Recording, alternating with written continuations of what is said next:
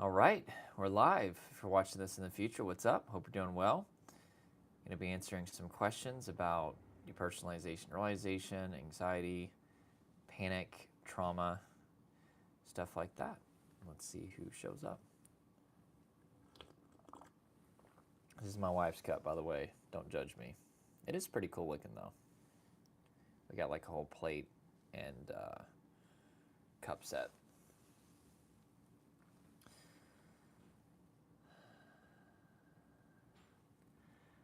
Also got a new microphone, so hopefully the audio sounds just a little bit better. The iPhone audio is no bueno.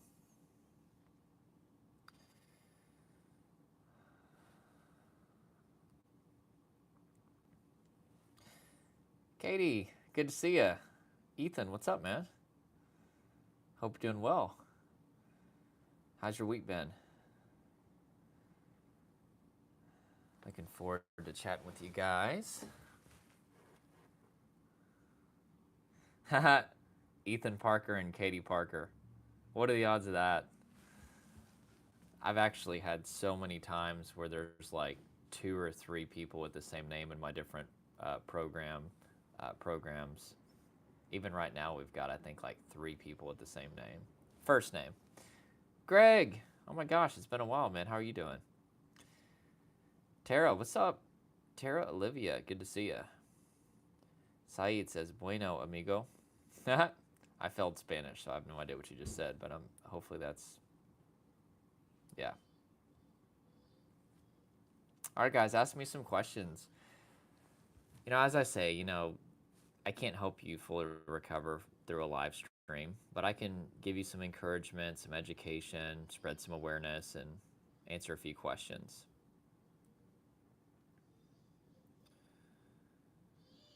So ask, and by the way, and if I don't answer your question, it just means that I didn't think that it would help other people. So.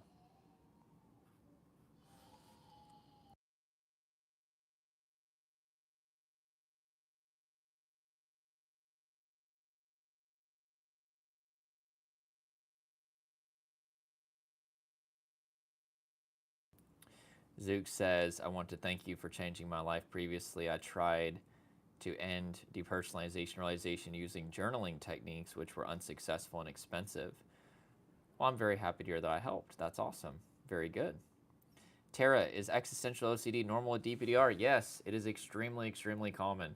And my opinion as to why that is because depersonalization, realization are very existential in nature. Think about it. You feel detached from your body or you feel detached from the material world. That's obviously existential related. And so it forces you to have a heightened existential awareness, which sometimes can kind of trigger endless existential thought loops. So yeah, it's extremely, extremely common. And I'll also say, depersonalization, realization are trauma coping mechanisms. Trauma is a state of overwhelm in the nervous system. And if you're overwhelmed in your nervous system, you probably feel really terrible in your life. And whenever you feel terrible in life, you usually question your existence. When you don't feel fulfilled in your existence, you usually question your existence. That's extremely, extremely common. Like, what's the point of, my existence whenever I feel so terrible? That's kind of the thinking that people have. What do I think of the DARE method? Living like Caleb asked. So here's what I'll say. There was a point in my life where it wasn't called DARE back then. It was called something else, but the same people. Whenever I learned acceptance originally, it helped stop my panic attacks. And it made DPDR to where it wasn't 24/7 anymore for a little while. And even though the long term acceptance wasn't enough to keep me recovered, there was a time where that was extremely powerful. So I'm all for people inviting in their symptoms. My problem is the belief that that alone is enough to really rewire the nervous system. It's just not. It's just not. But generally speaking, man, love the DARE people. God bless them. They're helping a lot of people. I just think that it's incomplete is all. Saeed says, I can't remember what life felt like before DPDR. Yeah, that's extremely, extremely common.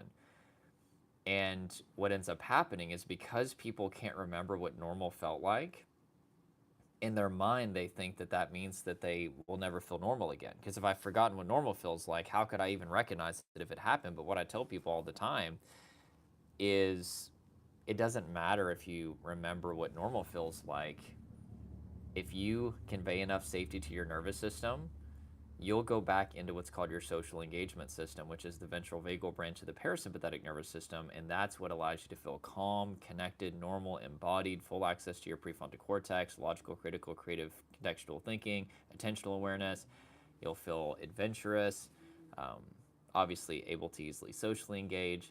That's going to come back online, even if it's been years and years and you don't even remember what normal feels like. It doesn't matter. There's only two states in your nervous system: a threat response, which would be fight, flight, freeze, or your social engagement system, which comes online whenever your brain perceives safety.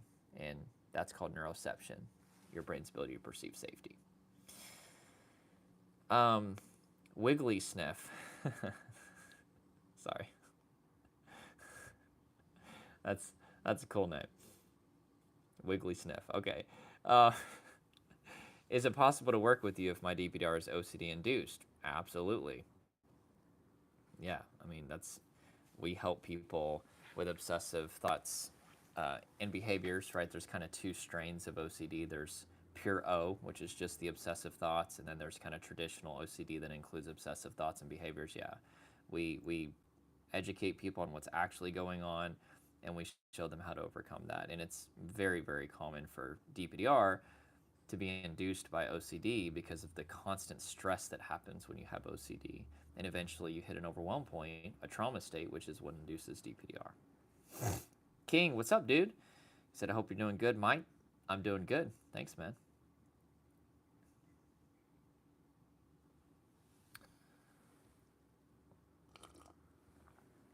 Katie Parker, good question. What is the root cause of health anxiety? He said, I've had it as a kid and that was one of my first experiences with anxiety. So there's a couple different ways that you can start to experience health anxiety. You can either have a direct painful experience related to your health that causes there to be a threat association with certain health-related experiences, or you can witness somebody else having health issues or even dying especially, or even just somebody struggling with health anxiety. That can rub off on you. So my mom actually struggled with health anxiety for many, many years, and I think that was one reason why I ended up developing health anxiety, was because I just witnessed her going through it. Just constant calls to the ambulance, and we never could really travel very far from a hospital because she was always worried, like, what if I die and I'm too far away from a hospital? And so I think that rubbed off on me, and I started to be anxious about my health as well. And so anyway, with that being said, you have a painful experience, either directly or indirectly related to health. Your brain forms an association with that. And now anything that could represent this feared outcome triggers health anxiety, right? So for example, I know somebody that his dad actually had a heart attack, and thank God he survived. But all of a sudden, my friend basically started to have a fear of his own heart. And every time that he'd exercise, his heart would start kind of elevating. He would start to be afraid that he was going to die of a heart attack. He's never had any health issues, but his dad did. And so witnessing his dad having heart issues created an association of threat with anything related to the heart. And so do you see what I'm saying? Sometimes people directly have health issues, or even just the fear of health issues that causes them to have health anxiety. Other times it's witnessed in other people, either other people having health anxiety or them having actual health issues. So that's how it's formed. But it can be desensitized. I don't have health anxiety anymore. I used to have a really bad heartbeat phobia, and so I'd constantly check my heartbeat. I'd check it usually by pressing down on my neck, And I wanted to make sure that my heart was still beating. It really bothered me. My heartbeat made me feel very out of control. I was just worried that it was going to stop, and so I felt like I always had to check it. And I remember one time my mom saw me doing that, and she was like, "Are you anxious?" And I was like, "No, I'm fine." But I was anxious. But it was embarrassing. And I couldn't do the blood pressure um, cuff things or whatever. Every time that it would put pressure on my arm and I felt my heart pulsating throughout my body, it made me super anxious, and I'd have to hit the release valve. And so I had a severe heartbeat phobia. But I'm fully cured from that now. Thoughts on caffeine? I mean, it's a sympathetic nervous system stimulant. So do you really want that right now? Probably not. Katie says, yes, I witnessed my dad have emergency surgery when I was a kid, and after that I was worried what he had was going to happen to me. Exactly. So you witnessed. This is called indirect trauma, right? You didn't have to go for emergency surgery, but by witnessing that, your brain still formed that association. That's why you got to be really careful with social media, especially TikTok, which I'm on TikTok. I do TikTok videos and stuff, but you got to be really careful with just trusting an algorithm to give you videos, because they could show you things that could really, really traumatize you. And especially if you're dealing with like existential obsession or rumination, they'll just throw some random existential video at you, and all of a sudden you're having like a major setback. And so like you got to be really careful with that stuff, or you'll just be scrolling, and then all of a sudden there's like, you know, a video of like a 10-car pileup or something like that, like, or somebody being shot or killed. Like, it's bad, guys. Like, you got to be really careful with random algorithms. Don't trust them with your mental health. You got to be really careful.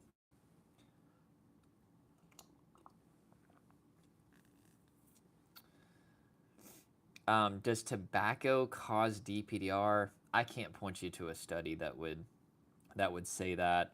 Um, Surprisingly, there's not a ton of research connecting um, tobacco um, with tobacco use with anxiety. There are some studies, but I will tell you anecdotally, working with people for the last, you know, 6 years, whenever people stop vaping, especially vaping, but whenever they stop smoking, their anxiety gets better almost every single time. So every now and then it doesn't make a difference, but a lot of the time. In fact, I just worked with a girl a few months ago. Within days of her discontinuing vaping so much, her anxiety dropped like 60%. So anecdotally, I will tell you that there appears to be a connection between smoking and vaping and increased anxiety. But I can show you a couple studies, but I don't know why there are not more studies that show that connection, because anecdotally I've witnessed it a lot for 6 years now. Saeed says, having some beers sometimes can increase my DPDR. Well, yeah, because it creates dehydration, which creates fatigue, and that's why DPDR happens, is because there's extreme exhaustion and fatigue in the body. So anything that can increase fatigue can potentially increase stress to the point of a trauma state and induce DPDR.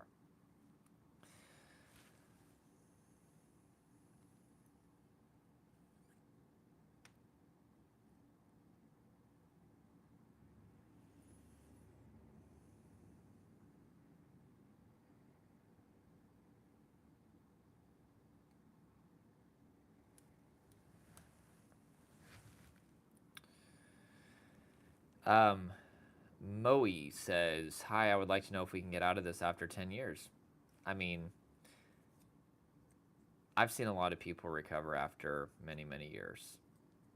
Yes. I've seen many, many people recover. So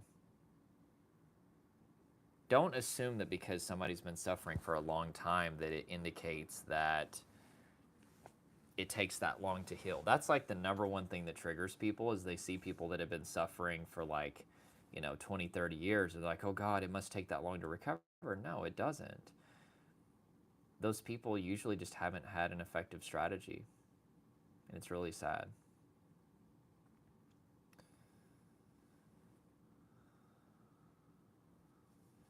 Um,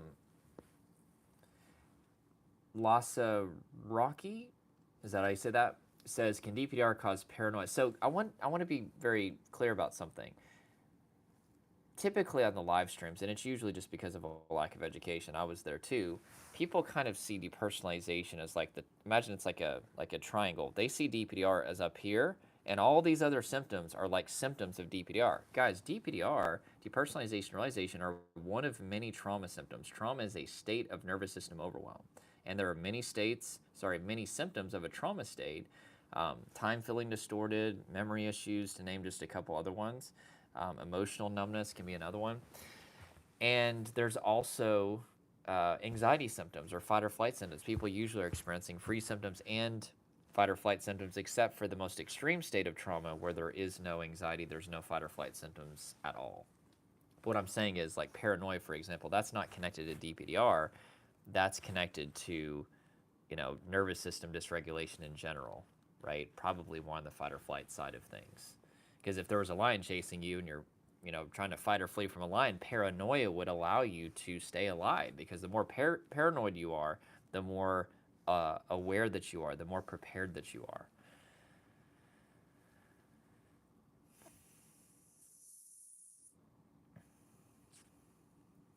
Can DPDR lead to psychosis? I haven't seen it. It's one of the most common fears that people have. That was a fear that I had whenever I was suffering. I was like, dude, am I going to become psychotic? Am I going to lose my mind? But it never happened with me, and I've never seen it happen with my clients. And so it is just that. It is just a fear. And it's also important to know that most people that do experience psychosis, they have one episode where they kind of fully break from reality. Depersonalization, realization makes you feel detached from reality, but you know that you feel off though. So it's not the same as actually breaking from reality. Like, you know that something is off whenever depersonalization, realization is there.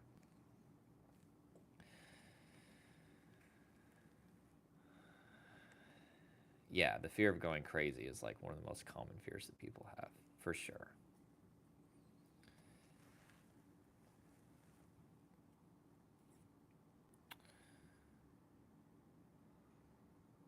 It looks like I have a pair of devil horns when I sit in certain positions. Why is that? I don't see any horns. Is it the trim? Oh my.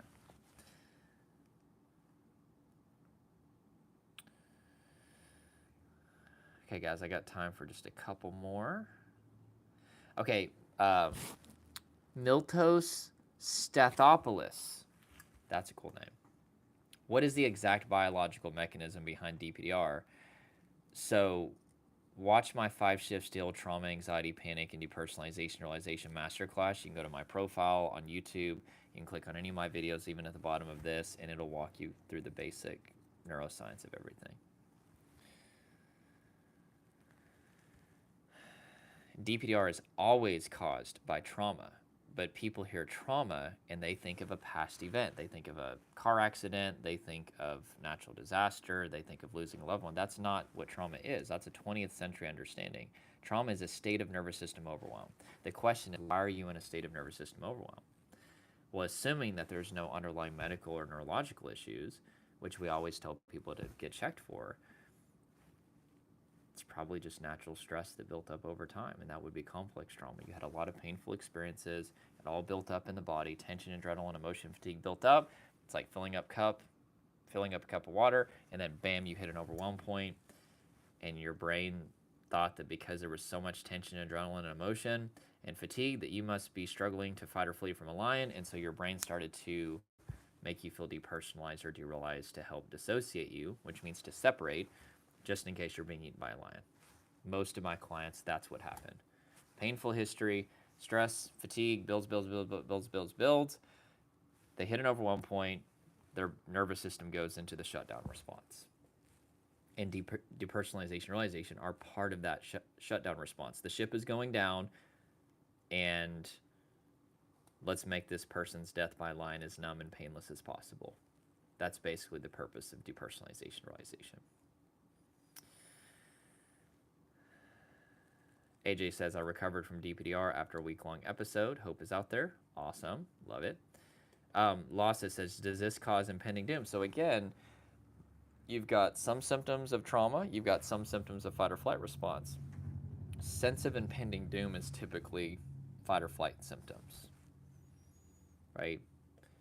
It's this overwhelming feeling that something bad is about to happen. I used to have that all the time. I didn't know what bad was about to happen, but I just always felt like something bad was about to happen. I was going to get a phone call or an email or something. I lived with a sense of impending doom for many years. It was terrible.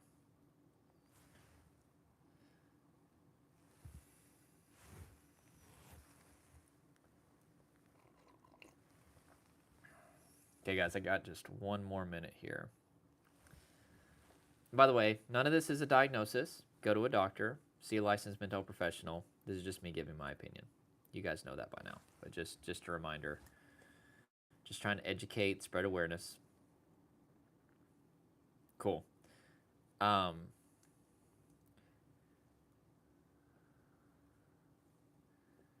Probably going to jump off here. I've actually got a meeting I got to get to here in about 9 minutes. So I appreciate you guys. Hope you have an awesome day. And I'm going to jump off here. I'll do another live stream here in a couple days for you guys. Good to see you too, Phil. Thank you, Joe, Tara, Ethan, AJ, Xavier, Katie, Zook, Lassa, Yo-Yo, Yo Dude, Xavier, Miltos. Did I get everybody? Anyway, you guys are awesome. I really appreciate you guys for giving me a chance to help you and encourage you along the way. There is hope, and don't ever give up. Keep fighting, and just know that there are people that are beating what you're going through. Okay? All right, guys. Take care. We'll see you.